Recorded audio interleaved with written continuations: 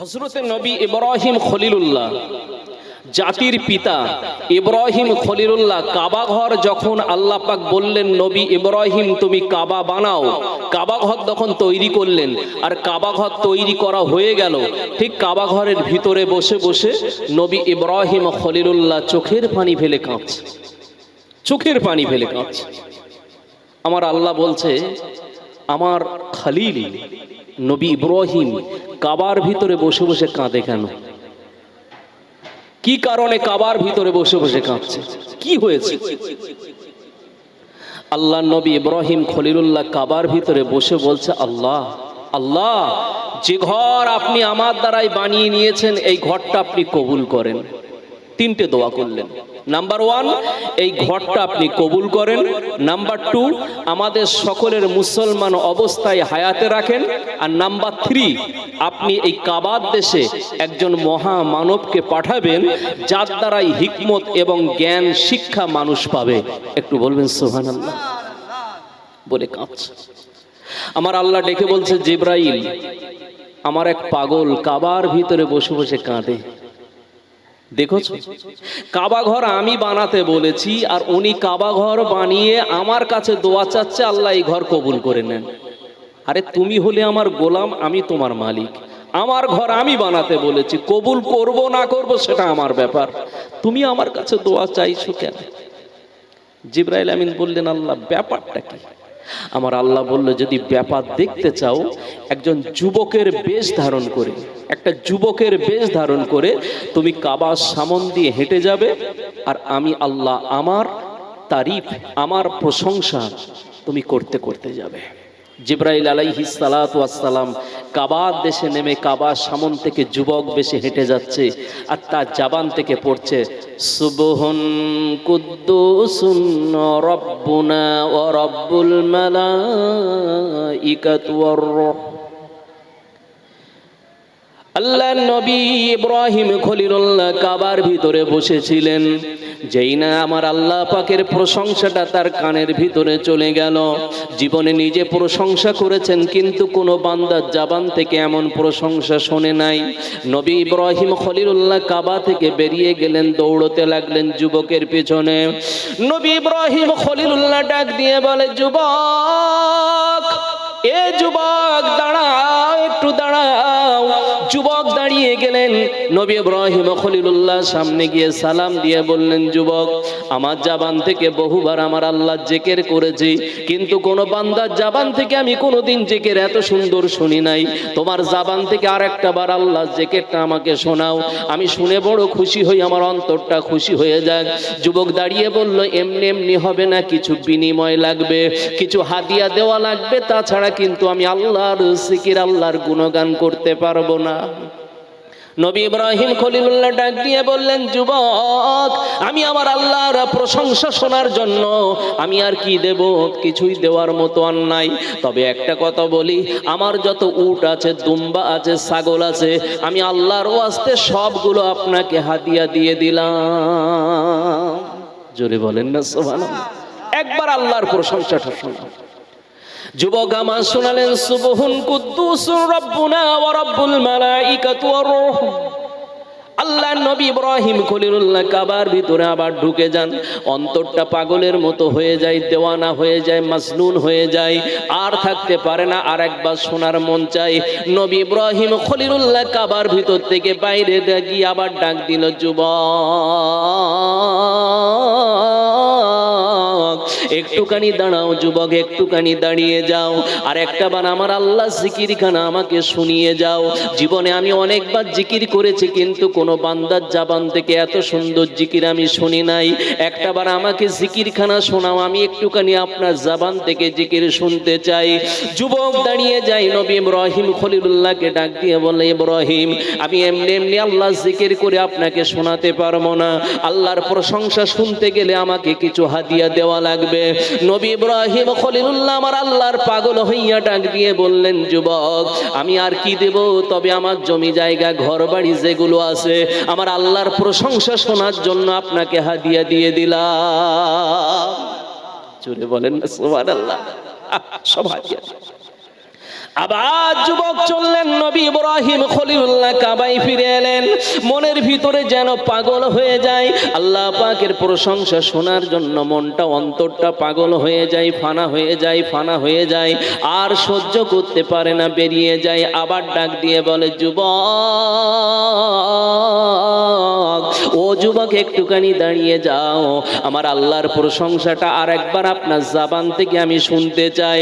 যুবক দাঁড়িয়ে গিয়ে বলে, নবী ইব্রাহিম, আমার জবান থেকে শুনবে, আমার জবান থেকে যদি আমার আল্লাহর প্রশংসা শোনার প্রয়োজন হয় তবে আমার খালি হবে না, কিছুই দেওয়া লাগবে।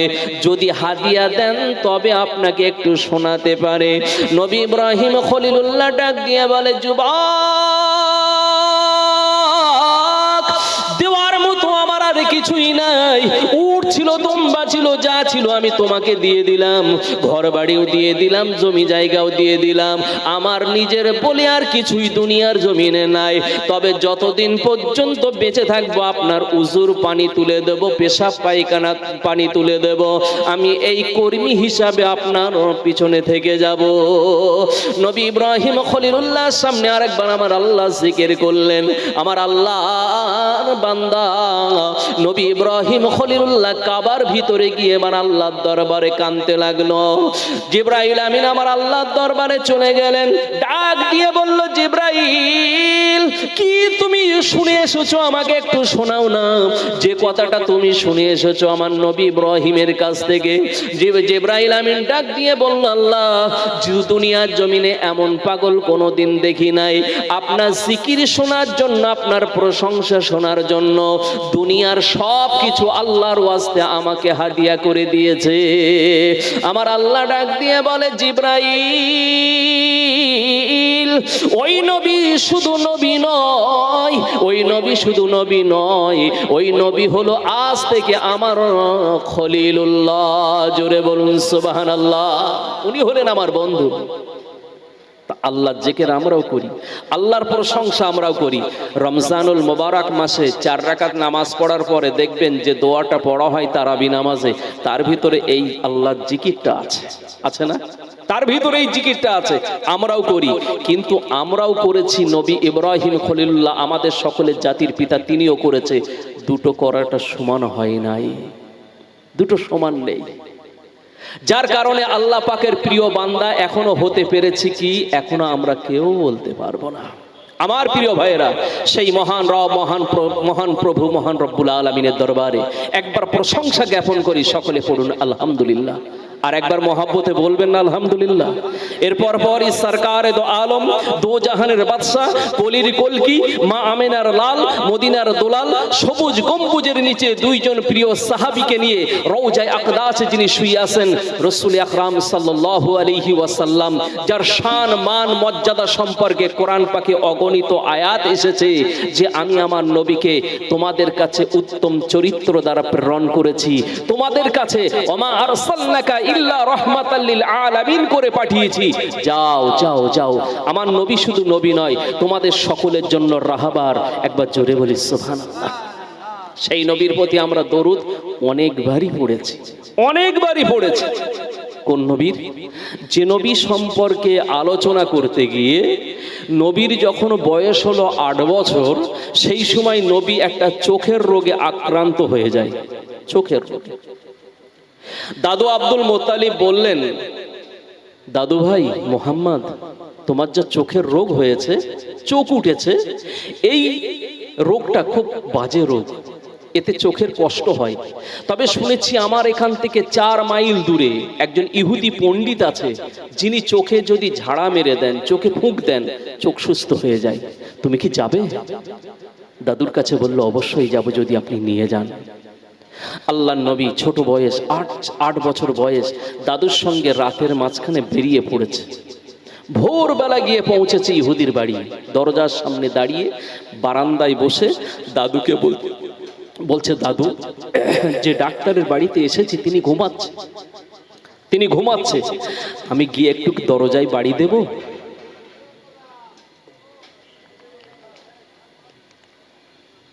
আমি গিয়ে কি দরজায় গিয়ে একটু বাড়ি দেব, যাতে ওই ডাক্তার উঠে পড়েন? ইহুদি পণ্ডিত উঠে পড়েন আল্লাহর নবীর দাদু কাবার মাতোয়াল্লি আব্দুল মুত্তালিব বললেন, হ্যাঁ ভাই যাও একটু বাড়ি দাও। গিয়ে সিটকিলটি একটু নাড়া দিলেন। ওই সময় ইহুদি পণ্ডিত তিনি তার কেতাবগুলো পড়ছিলেন, ইহুদিদের কেতাবগুলো পড়ছিলেন। এসে নবী দাদুর কোলে এসে বসে পড়লেন। কিছু সময় পরেই দেখলেন দরজাখানা খুলে ইহুদি পণ্ডিত কাঁপছে। অবাক নয়নে তাকিয়ে বললেন, আপনি কি সেই কাবার মাতোয়াল্লি? জি। আপনি কি সেই আব্দুল মুত্তালিব? জি। আমাকে চিনলেন কিভাবে? কাবার মাতোয়াল্লি, আপনাকে চিনেছি এইভাবে, আমি আমার ইহুদি পাণ্ডিত্য লাভ করেছি আর ইহুদিদের কেতাবগুলো পড়েছি। আমি যত কেতাবগুলো এসেছিল সমস্ত ধর্মের কেতাবগুলো পড়েছি। সেই কেতাবের ভিতরে লেখা ছিল আখিরি জামানার যিনি নবী হবেন, চোখের রোগে 8 বছর বয়সে আক্রান্ত হয়ে ইহুদি পণ্ডিতের বাড়িতে আসবেন। আর আসার পরে সকালবেলা যখন দরজায় বাড়ি দেবেন, আর দরজায় বাড়ি দেওয়ার সঙ্গে সঙ্গে তামাম জমিনখানা ভূমিকম্প শুরু হয়ে যাবে, আর আমি বুঝতে পারবো আমার ঘরেতে সেই আখিরি জামানার নবী এসেছে। একটু জোরে বলবেন না সুবহানাল্লাহ। আল্লাহ নবী দাদুকে ডেকে বলেছিলেন, আব্দুল মুত্তালিব, আপনার নাতি ভাই যখন আমার ঘরের দরজায় বাড়ি দিল, তামাম জমিনখানা কাঁপতে শুরু করে দিল। আমার ঘরেতে আপনি এসেছেন ওই ছোট্ট ভাইটাকে একটু চোখে ঝাড়া দেওয়ার জন্য, ফুঁক দেওয়ার জন্য, কিন্তু না না না না, আমার সাধ্য নাই আপনার ওই বাচ্চাটার চোখে ফুঁক দেওয়ার, আমার ক্ষমতা নাই বাচ্চাটার চোখে ফুঁক দেওয়ার। এই আব্দুল মুত্তালিব, ওই বাচ্চাটার থুতু মোবারক এত দামি, এত দামি, এত দামি, ওই থুতু মোবারক খানা যদি নিয়ে ওই বাচ্চাটার চোখে যদি লাগানো হয়, আমার আল্লাহ পাক সাথে সাথে তাকে সুস্থ করে দেবে। শুধু তাই নয়, তামাম পৃথিবীর জমিনে যত মানুষের রোগ হোক না কেন, চোখের রোগ, ওই মানুষটার বাচ্চাটা থুতু মোবারক যদি লাগানো হয়, ওই থুতু মোবারক লাগানোর সঙ্গে সঙ্গে চোখ সেরে যাবে। এই আব্দুল মুত্তালিব ওই বাচ্চাটা জাতা বাচ্চা নয়, ওই বাচ্চাটা হলো আখিরি জামানার নবী হিসাবে তিনি এসেছেন। জোরে বলুন সুবহানাল্লাহ, আর একটু মহব্বতে বলুন সুবহানাল্লাহ। নারে তাকবীর। আখিরি জামানার নবী, সেই নবীর প্রতি একবার অন্তর ভরে দরুদ নজরানা পেশ করি, সকলে পড়ি সাল্লাল্লাহু আলাইহি ওয়াসাল্লাম। আমার প্রিয় ভাইয়েরা, সর্বপ্রথম আলোচনার সর্বপ্রথম একটুখানি দুই একটা কথা আপনাদের সম্মুখে বলে একটু একে অপরের সঙ্গে যাতে কিছু কথাবার্তা বলা যায় সেভাবে শিক্ষা নেওয়ার উদ্দেশ্যে কিছু কথা আগে বলে নিই। আমার ভাইজান, পবিত্র কোরআন পাক থেকে ছোট্ট একটি আয়াত তেলাওয়াত করেছি, সে সঙ্গে রসুলের অগণিত হাদিস পাক থেকে এক টুকরা হাদিস পরিবেশন করেছি। বাকি আল্লাহ পাক যতটুকু আমার জবান থেকে পরিবেশন করাবেন ইনশাল্লাহ ততটুকুই বলবো। তার ভিতর থেকে সকলের কাছে আন্তরিকভাবে আমি দোয়া প্রার্থী, আল্লাহ পাক আমার জবান থেকে যেন আল্লাহর পছন্দনীয় কিছু কথা আপনাদের সম্মুখে পরিবেশন করার তৌফিক আল্লাহ দান করেন। সকলে আরেকবার বলি আমিন। আমার প্রিয় ভাইয়েরা, রসুল আকরাম সাল্লাল্লাহু আলাইহি ওয়াসাল্লাম একদিন রাতে বাড়িতে এসেছেন। আসার পরে আম্মা আয়েশা সিদ্দিকাকে ডেকেছেন। আয়েশা সিদ্দিকাকে ডেকে বলছে, আয়েশা, আয়েশা, তোমার জন্য আজকে একটা সুসংবাদ। আম্মা আয়েশা সিদ্দিকা বলছি, ইয়া রাসূলুল্লাহ, আমার জন্য সুসংবাদ? বলছে, হ্যাঁ, আজকে তুমি আমার কাছে যদি কিছু দাবি করো, কিছু চাও, ইনশাআল্লাহ আমি তোমার দাবি পূরণ করার চেষ্টা করব। খুব খেয়াল করে কথাটা শুনবেন। আমার কাছে যদি কিছু দাবি করো, কিছু চাও, কিছু বলো, আমি অবশ্যই তাহা পূরণ করার চেষ্টা করব। ভাই, আমাদের এলাকার ভিতরে মেম্বার সাহেব যদি আমাকে আপনাকে বলেন, যদি চাচা বা কিংবা ভাই কিছু লাগলে আমাকে একটু স্মরণ করাবেন, মেম্বার সাহেবের কাছে যা তা কিছু বলা যায়, চেয়ারম্যান সাহেবের কাছে যা তা বলা যায়, কিন্তু মাননীয় মুখ্যমন্ত্রী যদি কোনোদিন আমার আপনার সামনে যদি হয়ে জিজ্ঞেস করে, বাবা যদি তোমার কোনো সমস্যা বা কিছু যদি চাওয়ার প্রয়োজন হয়, বলার দরকার হয়, আমাকে বলবে, আমি চেষ্টা করব তোমার কথাটা রাখার।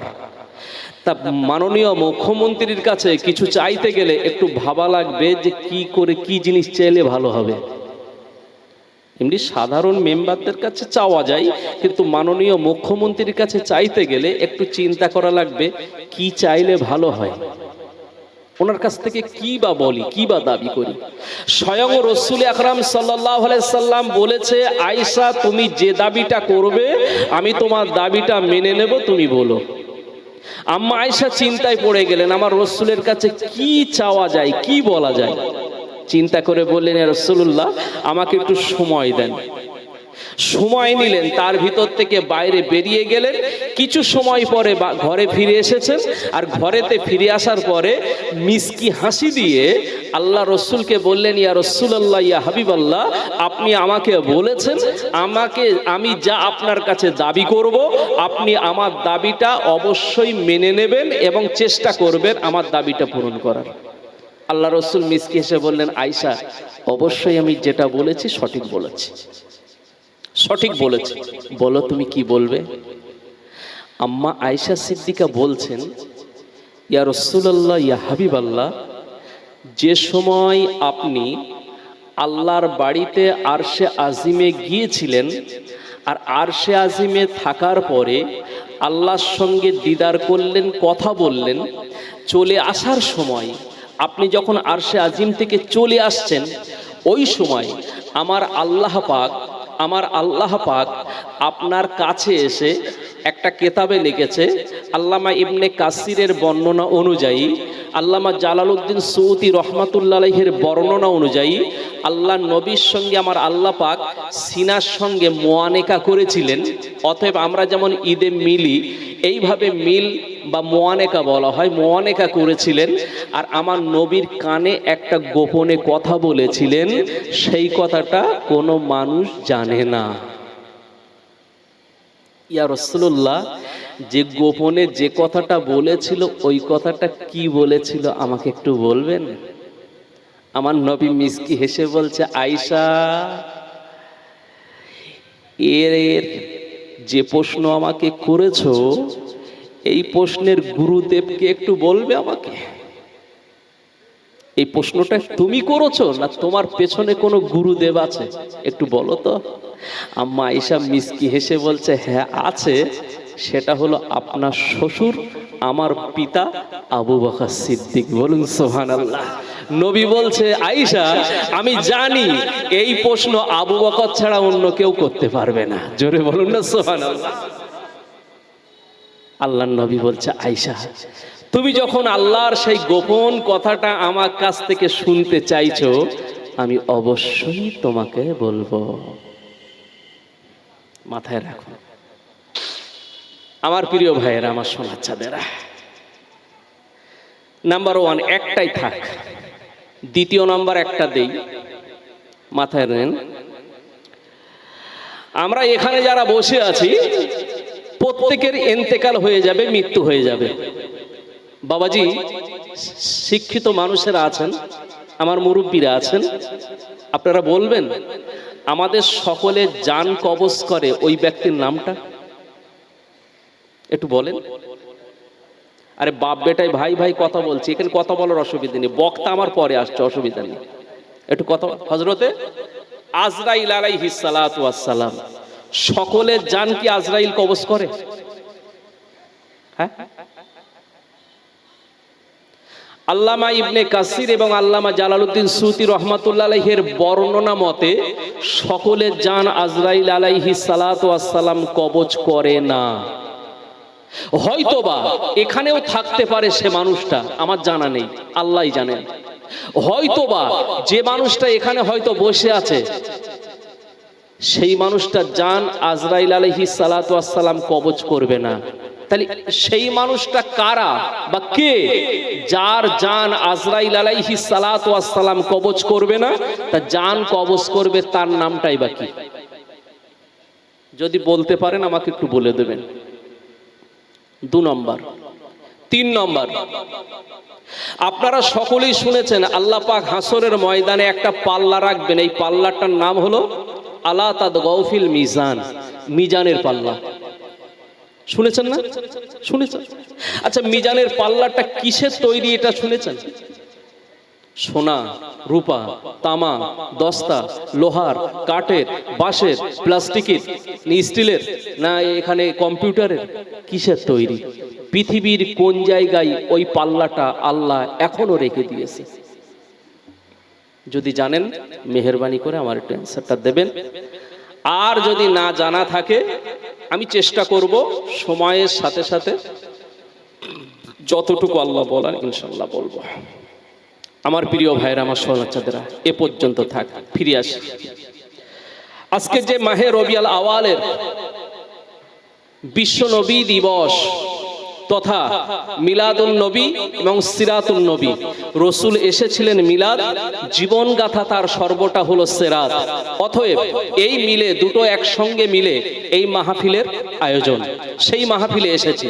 এখন কথা হচ্ছে, তামাম পৃথিবীতে এত মহামানব এলো, তামাম পৃথিবীতে এত প্রফেট হলো, তামাম পৃথিবীতে এত নামি দামি মানুষ এলো, কারোর জন্য এমন ভাবে পালিত করা হয় না নবী মুহাম্মদুর রাসূলুল্লাহর জন্য এই ধরনের মিলাদুন নবী পালন করা হয় এবং সর্বদাই মানুষ তাকে স্মরণ করে। 24টা ঘন্টা মানুষ তাকে স্মরণ করে। কেন সে মানুষটা স্মরণ করে? উনি কে আর ওনাকে স্মরণ করা লাগবে কেন? ভাই ফিরে আসি। একজন বক্সারের নাম বলি। এই বক্সারের নাম হলো ক্যাসিয়াস ক্লে। উনি খেলবার জন্য গিয়েছিলেন আমেরিকায় যখন পৌঁছালেন, প্লেন থেকে নামার পরে গেলেন একটা হোটেলে যাওয়ার সময় যখন হোটেলের গেটে পৌঁছে গেছেন, ওই সময় যিনি দাঁড়িয়েছিলেন সম্মুখে, অতএব দরওয়ান বা গার্ড যিনি দাঁড়িয়েছিলেন, তিনি বললেন, ব্যাক, গো ব্যাক, আপনি চলে যান। কেন? ইনি একজন ব্ল্যাক ম্যান, কালো মানুষ ছিল। ক্যাসিয়াস ক্লের গায়ের রংটা ছিল কালো।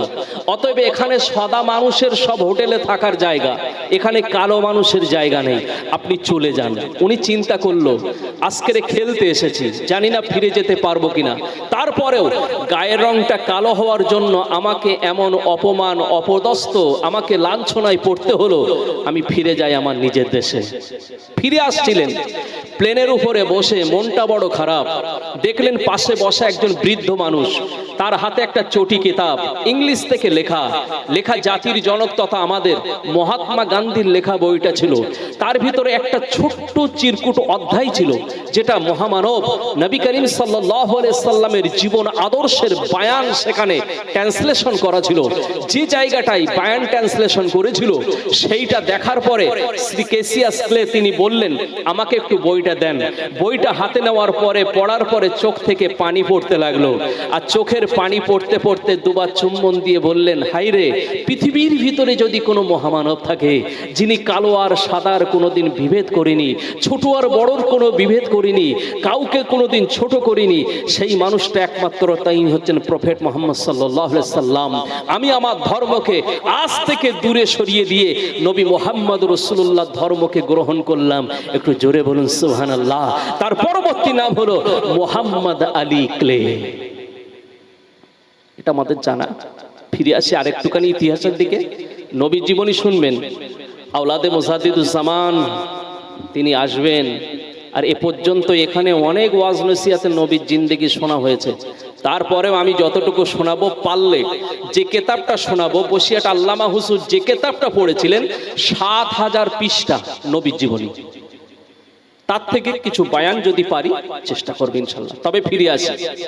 সর্বপ্রথম জিজ্ঞেস করেছি যে এই মানুষটাকে কেন আমরা ফলো করি, এই মানুষটাকে কেন আমরা লক্ষ্য করি, এই মানুষটা কে, তিনি বা কি, মুহাম্মদ রাসূলুল্লাহকে কেন মানব, কি তার জন্য মানা লাগবে?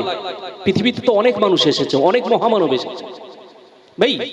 আজ থেকে 14 থেকে 1450 বছর কম বেশি আগে ভারতবর্ষের জমিনে যেটার নাম হলো গুজরাট, এই গুজরাটের একটা অধ্যুষিত এলাকা ছিল, যে জায়গাটার নাম তৎসময়ে বেদের ভাষায় এসেছে সম্ভল বলে জায়গা। এই জায়গায় একজন সনাতন হিন্দু ধর্মের বাদশা বা রাজা বাস করতেন, নাম ছিল তার শ্রী শ্রী ভোজরাজ। কি নামটা বলেছি? শ্রী শ্রী ভোজরাজ। আর ওনার রাজদরবারে একজন পণ্ডিত ছিলেন, জ্ঞানী পণ্ডিত, নাম ছিল শ্রী রতন শাহ। পরবর্তী জীবনে পরবর্তী সময়ে শ্রী রতন শাহ নবী সাহাবী হয়েছিলেন, আর শ্রী শ্রী ভোজরাজ ইসলাম কবুল করে তিনি ঈমান এনেছিলেন। নিজের বাড়ি থেকে 4-5 কিলোমিটার দূরে তাকে সরে যেতে হলো, সেখানে তার কবর আজও পর্যন্ত আছে। আর শ্রী রতন শাহর কবরটা আছে পাঞ্জাবের জমিনে, যিনি নবী সাহাবী হয়েছিলেন। এখন ইনি কিভাবে নবী সাহাবী হলেন আর ইনি কেন ইসলাম কবুল করলেন? তিনি তো একজন সনাতন হিন্দু ধর্মের বাদশা বা রাজা ছিলেন, শ্রী শ্রী ভোজরাজ। ফিরে আসি 2000 সাল, জায়গাটা হলো কলকাতার সল্টলেক। যে বই মেলা হয়, এই বই মেলাতে একটা বই বিক্রি হলো। বইটা ছিল এমন মোটা, ইংলিশ থেকে লেখা ছিল উপরে দ্য 100 মনীষীর জীবনী লেখা ছিল। যিনি লিখেছিলেন তিনি ছিলেন খ্রিস্টান, তার বাড়ি হলো আমেরিকায়। তিনি 100 মনীষীর জীবনী লিখেছিলেন, তার নাম হলো মাইকেল হার্ট।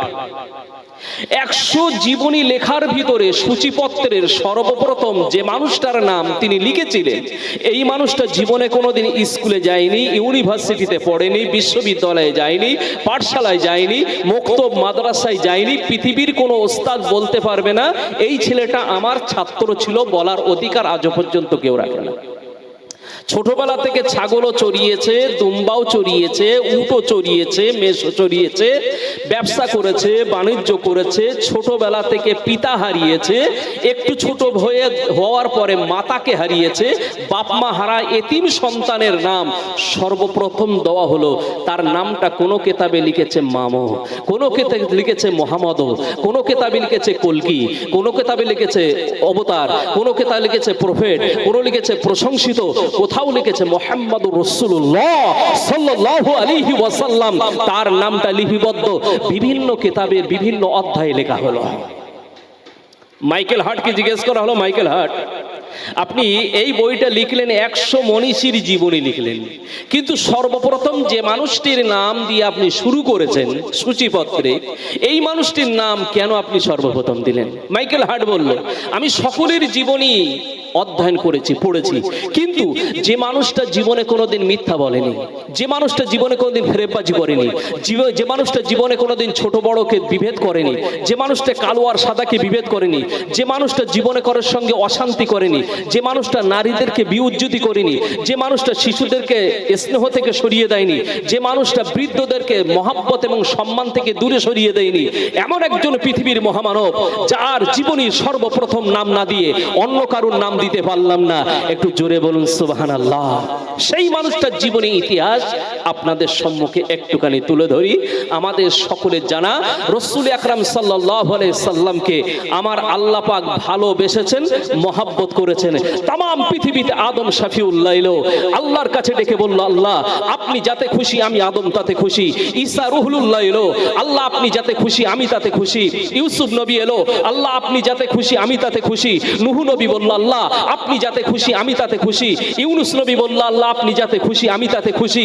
ইব্রাহিম খলিলুল্লাহ বলল, আল্লাহ আপনি যাতে খুশি আমি তাতে খুশি। সমস্ত নবী বলল, আল্লাহ আপনি যেটাতে খুশি আমি আপনার নবী সেটাই খুশি। আমার আল্লাহ আমার নবীকে ডেকে বলছে, হাবিব আপনি যাতে খুশি আমি আল্লাহ তাতেই খুশি। একটু জোরে বলবেন আর একটু মহব্বতে বলবেন না সুবহানাল্লাহ, নারায়ে তাকবীর। আপনি যাতে খুশি আমি তাতে খুশি। সেই নবীর সম্পর্কে আলোচনা একটু ফিরে যায়। শ্রী শ্রী ভোজরাজ যার বাড়ি ছিল সম্ভল তথা এলাকা, যে জায়গার বর্তমান নাম গুজরাট, সেখানে কিতাবের ভিতরে ঐতিহাসিকবিদ লিখতে গিয়ে লিখলেন যে সেখানে রাতের মাঝখানে তিনি দেখলেন রাতের আকাশে ছাদের উপরে দাঁড়িয়ে শ্রী ভোজরাজ দেখলেন অল্প সময়ের জন্য হঠাৎ করে চাঁদটা মাঝখান থেকে দ্বিখণ্ড হয়ে ভাগ হয়েছে, দুদিকে সরে গেছে।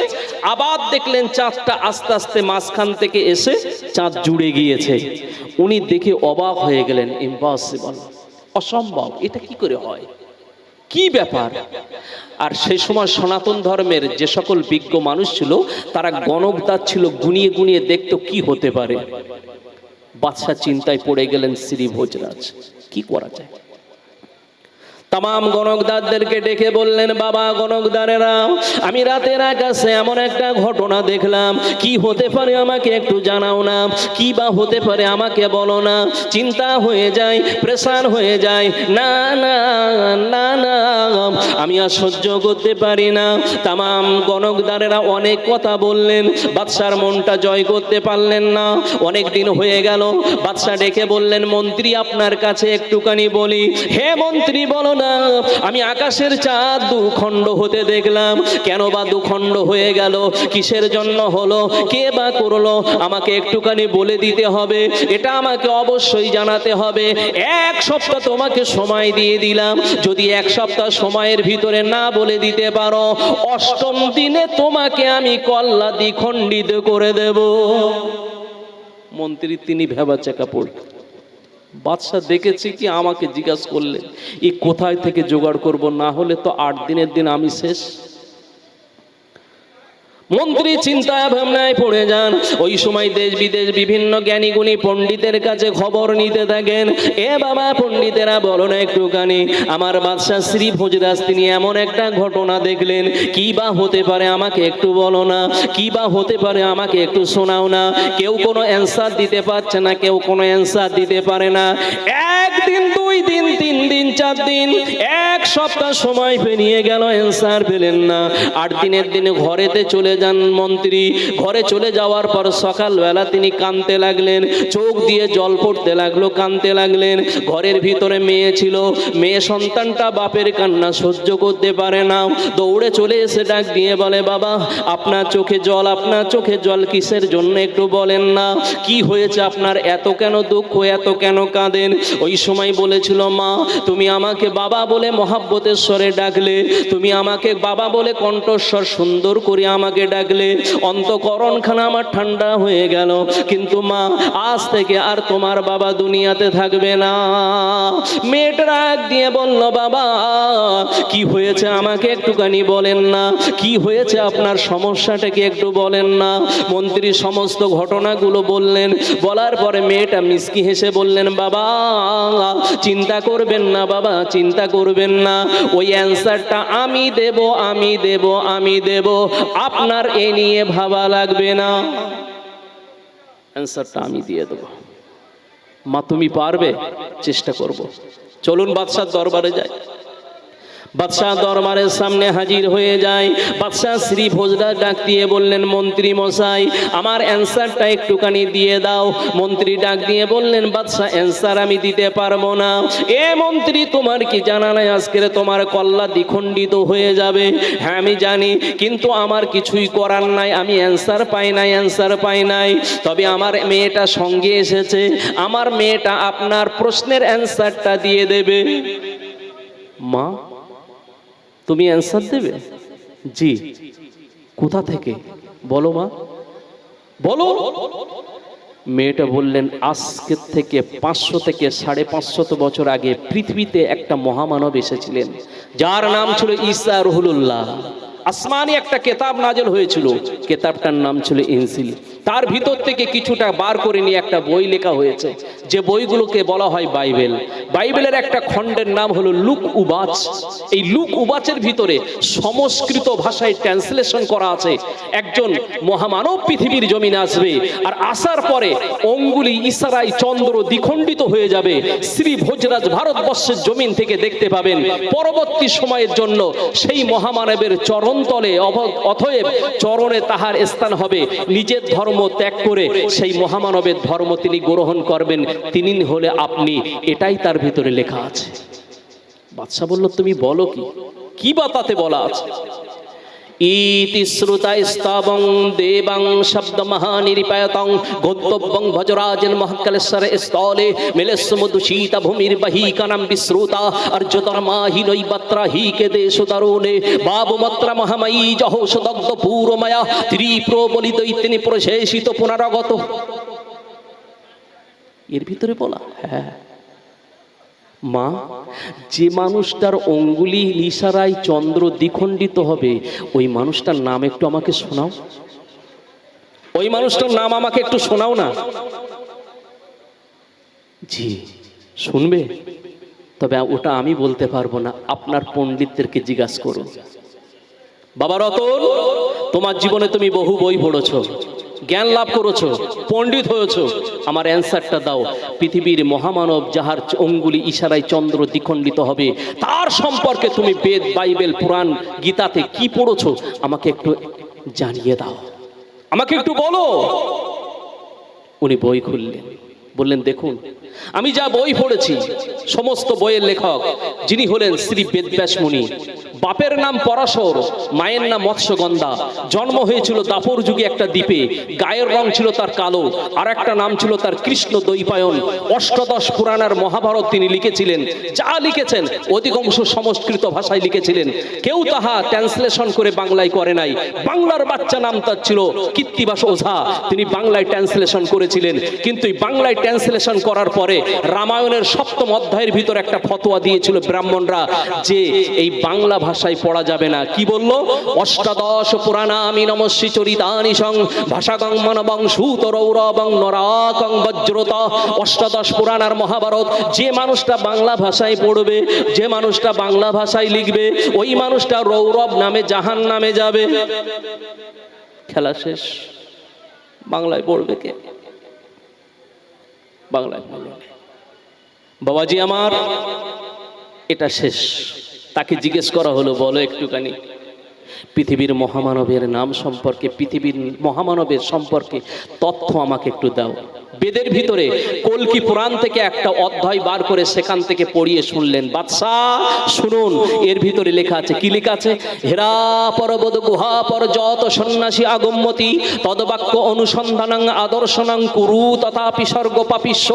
হেরা হলো একটা নাম, পর্বত মানে পাহাড়, গুহা মানে গর্ত, গুহাপর মানে গর্তের ভিতরে, যত মানে যাবেন, সন্ন্যাসী মানে একজন ভালো মানুষ, আগম্যতি মানে তাহার আগমন হবে, তৎ মানে তাহার, বাক্য মানে কথা, তার কথাগুলো দেশের মানুষ তোমরা মেনে চলবে, আদর্শনাং তার আদর্শে আদর্শিত হয়ে যাবে, কুরু তথাপি স্বর্গ পাপিস্য তবে তোমরা একদিন না একদিন স্বর্গে চলে যাবে। জোরে বলুন সুবহানাল্লাহ। বাদশা ডাক দিয়ে বলল, হে পণ্ডিত বলুন না একটা বার, যে পাহাড়খানার নাম বলেছেন, হেরা পর্বতখানার নাম বললেন, ওই পর্বতখানা কোথায় গেলে আমি পাবো? America, England, France, Germany, Thailand, Netherland, Poland, Bharat, Bangladesh, Pakistan, কোন জায়গায় গেলে সেই পাহাড়টা পাওয়া যাবে আমাকে বলে দাও। বেদের ভিতর থেকে আবার অধ্যায় বার করে সেখান থেকে বলে দিলেন, শুনুন আমার বেদের ভিতরে লেখা আছে পৃথিবীর যিনি মহামানব হবে, এই মহামানব যিনি হবেন তিনি কোন জায়গায় থাকবেন তার সম্পর্কে ছোট্ট একটা উক্তি দিয়েছে। কি? মদোদরিতা নামা নামা বাক্কা মাক্কাতাং হিররাতাং গুহাতাং কুররন। ওই মানুষটার নামের প্রথম অক্ষর হবে ম, শেষের অক্ষর হবে দ। মদ দরিতা নামা নামা বাক্কা মাক্কাতাং। কোরআন পাকের ভিতরে এসছে বাক্কা, যার বর্তমান নাম হলো মাক্কাতাং মানে মাক্কা শরীফ। হেররাতাং গুহাতাং কুররন। ওই মক্কা শরীফের জমিনে হেরা বলে একটা পাহাড়ের গুহা থাকবে, ওই গুহার ভিতরে যে মহামানবটা যাবে, কুররন যার উপরে কোরআন নাজেল হবে, ওই মানুষটাই পৃথিবীর মহামানব হবে। জোরে বলুন সুবহানাল্লাহ। দুটো সেখান থেকে নিলাম। থাক, বেদের কেতাবটা আমার হাতে থাক, ফিরে আসি। এবার একটু অন্যভাবে আপনাদেরকে ছোট্ট একটা উক্তি দিয়ে বোঝানোর চেষ্টা করি। বাবা, আমি মোহাম্মদ শফিউর রহমান, কম বেশি প্রায় 6-7 মাস প্রোগ্রামে কেটে যায়। চিন্তা করলাম আল্লাহ পাক কোরআন পাকে বলেছেন, ইয়া আইয়ুহাল্লাযীনা আমানু কু আনফুসাকুম ওয়া আহলিকুম নারহ। তুমি নিজে জাহান্নামের আগুন থেকে বাঁচো, তোমার আহালদের বাঁচাও। চিন্তা করলাম, বাপ মা ভাই বোন আত্মীয় স্বজন বিবি ছেলে মেয়ে যারা সব আমার আহাল। বাড়ির যে গরু কটা আছে এগুলো কি? এটাও তো আমার সাথের আহাল নাকি? গরুগুলো জাহান্নামে যাবে? আমি এক কাজ করি, সারা সময় যতটুকু ওয়াজ নসিহত এদিক ওদিক করি না কেন, আজকের একটু গরুগুলোকে ওয়াজ করে শোনাবো। তাই সন্ধ্যার পরে একদম দুটো বক্স এনে ভালো মাইক টাইক দিয়ে সুন্দর করে 4টে গরু আছে, 4টে গরুর কাছে খাটিয়ে দিলাম, দিয়ে একটা টেবিল এনে তার উপরে বখারি, মেসকাত, আবু দাউদ, তিরমিজি, নিসাই, সিয়াসাত তার হাদিস রাখলাম। এখান থেকে রাখার পরে তাফসিরে জালালাইন, তাফসিরে মাজাহারি, তাফসিরে কাশাফি, তাফসিরে বাইজাবি, তাফসিরে রুহুল বায়ান, তাফসিরে মাজাহারি, বিভিন্ন কেতাব, তাফসিরের কেতাব সেখানে রাখলাম। গরুগুলোকে ওয়াজ করে শোনাচ্ছি। বাবা গরু শুনে রেখে দাও, আল্লাহ পাক কোরআন পাকের ভিতরে বহু জায়গায় জানিয়ে দিয়েছে পরের অনিষ্ট করবে না বাবা, পরের ক্ষতি করবে না। পরের অনিষ্ট, পরের ক্ষতি যদি করো আমার আল্লাহ পছন্দ করে না। আমার আল্লাহ যদি পছন্দ না করে, আল্লাহ ক্ষুব্ধ হয়ে যান, তোমাকে জাহান্নামে যেতে হবে। জাহান্নামের আগুন তুমি সহ্য করতে পারবে না। আল্লাহ রসুল বলেছেন, তুমি কেউ যেন, তোমরা কেউ দুনিয়ার মানুষের ক্ষতি করতে যাবে না, পরের অনিষ্ট করবে না, ক্ষতি করবে না। আমার আল্লাহ ক্ষুব্ধ হয়ে যান, আল্লাহ অপছন্দ করেন। আল্লাহ পাক তোমাকে জাহান্নামের আগুনে দিলে সহ্য করতে পারবে না বাবা। এ গরু, তোমাদেরকে আমি ওয়াজ করে শোনাই বাবা, পরের জমিতে যেও না, পরের ফসল নষ্ট করো না, পরের ক্ষতি করবে না। তোমাদের সারা রাত ধরে ওয়াজ নসিহত করে গরুকে শুনিয়ে দিলাম ফজর পর্যন্ত বাবা। ফজরের নামাজ পড়ে একটা দোয়া করলাম, লম্বা দোয়া। আল্লাহ, যে আলোচনাগুলো কোরআন হাদিস থেকে শোনালাম আল্লাহ, সেগুলো যেন আমার গরুগুলো তারা মেনে চলে। আল্লাহ তুমি কবুল করে নাও। দোয়া করে দিস। বাবাজি, গরু শুনতে পায় না পায় না একটু বলেন তো? হ্যাঁ, আমার মুরব্বী বাবাজিরা আছেন, বয়োজ্যেষ্ঠরা, গরু শুনতে পাই। কবরে রাখার পরে আমরা শুনতে পাই না কবরবাসীর খবরগুলো, কিন্তু গরু শুনতে পাই কবরের কি হচ্ছে না হচ্ছে। আল্লাহ রসুল বলেছেন গরু, জীবজন্তু, জানোয়ার শুনতে পায়। তাহলে গরু শুনতে পাই, আমার মশলাটা জানা আছে, কেতাব থেকে জানা আছে। সকালবেলা আমি গরুগুলো নিয়ে আমার বাপের জমিতে ছেড়ে দিয়ে বললাম, বাবা শোন, আজ থেকে যা শুনেছিস সারা রাত ধরে কোরআন হাদিস ইজমা কিয়াস দিয়ে যতটা আলোচনা করেছি সব শুনেছিস বাবা, মেনে চলিস। সব বলেছে। চিন্তা করে দেখলাম সারা রাত যখন ওয়াজ নসিহত করেছি, আজকের আর গলায় দড়ি দেওয়া লাগবে না, কারণ ওয়াজ শুনেছে যখন মেনে চলবে। তাই 4টে গরুর গলার দড়িগুলো খুলে আমি বাড়ি চলে এসেছি। গরুগুলো খালি ছেড়ে দিয়ে চলে এসেছে। বাড়িতে এসে চা খাচ্ছি, আমার এক মুরব্বী চাষা এসে ডাক দিয়ে বলছে, হাফেজ সাহেব বাড়ি আছো? কে? চাচা। আসসালামু আলাইকুম। আসসালাম। চাচার দেখলাম মেজাজটা খুব খারাপ, দরজায় দাঁড়িয়ে। চাচা আসেন, একটু চা খান। বলছে না, খাবো না। দুটো একটা কথা জিজ্ঞেস করলাম, কি হয়েছে চাচা, মিজাজটা যেন খুব খারাপ? বলছে হ্যাঁ। বলে কি জিজ্ঞাসা করবেন? বলছে তুমি ওয়াজ করো না? আমি বলছি হ্যাঁ করি। আর তোমার ওয়াজ লোকে শোনে? চাচা এরকম প্রশ্ন সকালবেলা কেন? আরে বাবা বলো না, তোমার ওয়াজ লোকে শোনে। আরে শোনে মানে? আল্লাহ শুকরিয়া, যথেষ্টই শোনে। যা জানি আর না জানি তবু লোকে শোনে। ওতে আমার বিশ্বাস হয় না যে তোমার মতন বক্তা রজ লোকে শোনে। চাচা কি হয়েছে কি? ওতে গরু কোথায়? আমি মাঠে। তো দড়ি কই? আমি দড়ি বাড়ি। ওতে যার গরু থাকে মাঠে, দড়ি থাকে বাড়ি, তার ওয়াজ লোকে শোনে, তার ওয়াজ লোকে শোনে। আলি চাচা হয়েছে কি? বলে গরু মাঠে আসে। আমি থাকবে না মানে? সারা রাত ধরে ওয়াজ নসিহত করেছে, থাকবে না মানে? বলে দেখে এসো। বাবা গিয়ে দেখি যে জমি নিয়ে বাপ 30 বছর মামলা করেছে, সেই জমির বেড়া ভেঙেও নষ্ট করেছে। আমি মাথায় হাত দিয়ে বলি, আল্লাহ, সারা রাত যে ওয়াজ নসিহত করে শোনালাম, এরা মানলো না কেন? এরা মানলো না কেন? হ্যাঁ, দেখেন ওলামায়ে দ্বীনদের হিকমত, আল্লাহ ব্রেন দিয়েছে, প্রত্যেকটা কথার ভিতর থেকে একটা পয়েন্ট বার করেছে। তাম পৃথিবীর জমিনে জঙ্গলের ভিতরে হিংস্র জীব জন্তু থাকে, ওদের জন্তু জানোয়ার বলা হয়। বাড়িতে পোষ মানিয়ে তাদেরকে পশু বলা হয়। যারা উড়ে উড়ে চলে এদেরকে পক্ষী বলা হয়। যারা ছোট ছোট নিচের দিকে জমিনে থাকে কীট পতঙ্গ বলা হয়। আল্লাহ এক একজনকে এক একটা লাকাব দিয়ে দিয়েছেন। না না না, আল্লাহ পাক আমাদের লাকাবটা এমন দেয় নাই। জীব জন্তু আল্লাহ আমাদেরকে বলে নাই, কীট পতঙ্গ আল্লাহ আমাদেরকে বলে নাই, আমাদেরকে পক্ষী বলে নাই। আল্লাহ আমাদেরকে এমন করে কীট পতঙ্গ বা বিভিন্ন লাকাব দেয় নাই। আল্লাহ পাক আমাদেরকে লাকাব দিয়েছে, তোমরা হলে দুনিয়ার মানব জাতি। দেখবেন 9-10 এর ভিতরে যে লাইফ সায়েন্স আছে, তার ভিতরে যে স্ট্রাকচার দেওয়া রয়েছে মানুষের দেহ আকৃতি গঠন, তার ভিতরে মানব গঠন আকৃতি বলে লেখা আছে। দেখবেন তা আল্লাহ পাক আমাদের মানব নামটা দিলেন কেন? এতগুলো থাকতে এই মানব লাকাবটা দিলেন কেন? একটু বানান করে দেখি। মো আকার দন্তন্য ব, মানব।